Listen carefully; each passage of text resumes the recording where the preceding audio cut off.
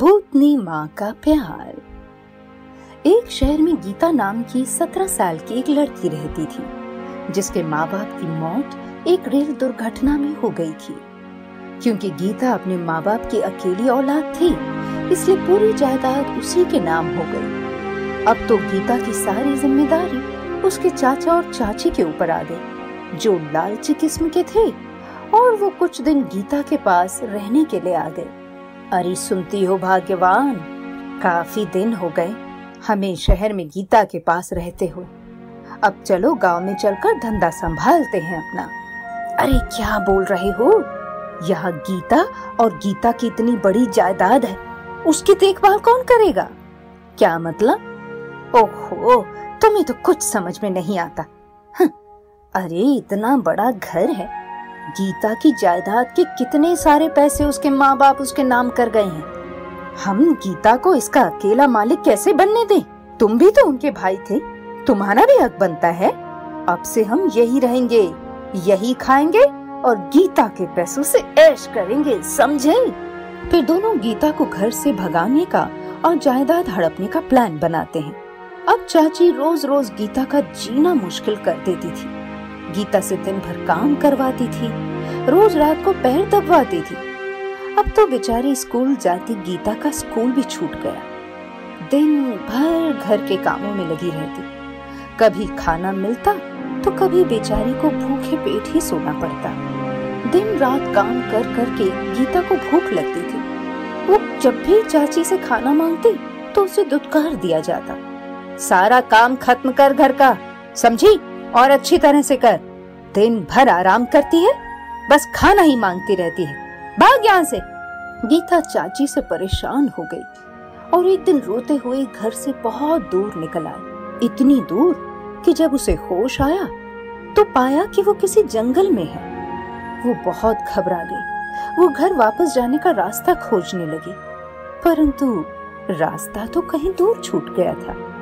थक हार कर बेचारी गीता एक पेड़ के नीचे बैठकर अपनी किस्मत पर रोने लगी। उसकी रोने की आवाज सुनकर अचानक उसी पेड़ से एक भूतनी निकल कर आई। अरे इस जंगल में कौन ऐसा इंसान आया है जो अपनी मौत को आवाज दे रहा है? कौन है जो जोर जोर से रो रहा है भाई? भूतनी को देखते ही गीता सहम गई और उससे भी ज्यादा जोर जोर से रोना शुरू कर दी। अरे लड़की, तुम क्यों रो रही हो? चुप हो जाओ। देखो, तुम चुप नहीं होगी तो मैं तुम्हें खा जाऊंगी। इसके अलावा मेरे पास कोई रास्ता नहीं। देखिए मेरे चाचा चाची मुझ पर बहुत जुल्म करते हैं। मेरे मम्मी पापा अब इस दुनिया में नहीं है। मेरे चाचा चाची मुझे खाने को कुछ नहीं देते। उन्हीं से तंग आकर मैं इस जंगल में भटक गई हूँ। 2 दिन से तो मैंने कुछ भी नहीं खाया। क्या आप मुझे कुछ खाने को दे सकती हैं? गीता की मासूम बातें सुनकर भूतनी को उस पर दया आ गई।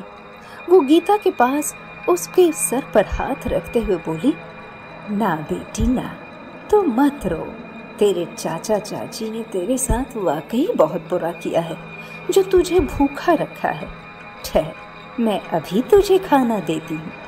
फिर भूतनी ने अपने जादू से गीता के लिए अच्छा अच्छा खाना परोसा। खाना खाकर गीता को बहुत अच्छा लगा। ऐसा खाना तो मेरी माँ ही बनाती थी। जैसे मैं बोलती थी वैसे ही वो झटपट खाना बना कर देती थी। आज तुमने बिल्कुल मेरी माँ की तरह ही झटपट खाना बना दिया। आज से तुम मेरी माँ जैसी हो। मैं तुम्हें माँ ही बुलाऊंगी। गीता की ये बात सुनकर भूतनी बहुत खुश हुई। आज तक मुझे किसी ने माँ कहकर नहीं बुलाया।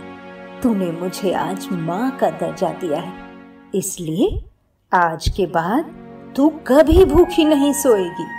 तुझे कोई भी परेशानी नहीं होएगी। मैं तेरी परेशानी दूर करूंगी बेटी। फिर गीता की आंख वहीं लग गई। जब सुबह को उठी तो वो भूतनी उसे उसके घर तक छोड़ने भी गई। घर में चाची गीता को न पाकर परेशान हो गई थी। अरे उठो तो, अरे देखो क्या हो गया, गीता घर में नहीं है। रात से कहीं बाहर निकली और अब तक वापस नहीं आई। सुबह हो गई। अरे फिर तो अच्छा ही है ना, हमारे सर से बला टल गई। अब ये सारी जमीन जायदाद ये हमारी। बाहर खड़ी भूतनी ने चाचा चाची की सारी बातें सुनी और उन्हें मजा चखाने का निश्चय लिया। वहीं गीता जैसे घर में घुसी तो चाचा चाची उसे देखकर एकदम सत्ते में आ गए। तू फिर से आ गई है?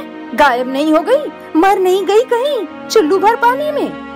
अरे गीता, देख तेरी चाची का मतलब है कि हम सब तेरी कब से चिंता कर रहे हैं। कहाँ चली गई थी बेटी? चाचा जी, मैं रात में रास्ता भटक गई थी, जंगल पहुंच गई थी। अब सुबह को रास्ता ढूंढते ढूंढते घर आई हूँ। अब घर आ ही गई है तो किचन के सारे बर्तन मांज ले, और हाँ, जब वो धुल जाए तो फिर झाड़ू पोछा करके रसोई की तैयारी में लग जाना, समझी? तभी बाहर खड़ी भूतनी को ये सब सुनकर गुस्सा आ गया। वो अचानक ही गीता के शरीर में घुस गई। जैसे ही चाची गीता के पास गई, गीता ने उसे झटक दिया। गीता के अंदर मौजूद भूतनी की आत्मा ने उसे इतना तेज झटका दिया कि वो दूसरे कोने में जाकर गिरी। तभी चाची उसके ऊपर हाथ उठाने के लिए जैसे ही लपकी कि भूतनी गीता के शरीर से बाहर निकल आई और उसने चाची का हाथ पकड़ लिया। चाची को तो मानो तेज का करंट लग गया। अरे अरे अरे, ये तो भूतनी है! अरे बाप रे! अरे भागो! अरे भागो! अरे भागो! अब कुछ नहीं हो सकता भागने से, अब तो तुम दोनों मारे जाओगे। तभी भूतनी चाची को झन्नाटेदार थप्पड़ लगाती है। चाचा गोल गोल चक्कर लगाने लगा और दूसरी तरफ चाची का हाथ करंट से चिपक गया। ये देखकर गीता को उन पर तरस आ गया। माँ, इन लोगों को छोड़ दीजिए, इनका मेरे अलावा और कोई भी नहीं है दुनिया में। पर बेटी, इन लोगों ने तेरे साथ बहुत बुरा व्यवहार किया है, इसके बावजूद तो इन्हें माफ करना चाहती है। हाँ माँ, इन लोगों को छोड़ दीजिए, मैं किसी के साथ भी बुरा नहीं कर सकती। देख गीता बेटी, आज तेरी वजह से मैं इन लोगों को छोड़ रही हूँ। अगर फिर मैंने सुना चाचा और चाची कि तुमने गीता को सताया है, तब मैं तुम्हें कभी नहीं छोड़ूंगी। अब चलती हूँ मैं, लेकिन गीता, मैं तुमसे कभी कभी आकर मिलती रहूंगी तुम्हारा हाल चाल जानने के लिए, ताकि ये लोग तुम्हें कभी परेशान न करें।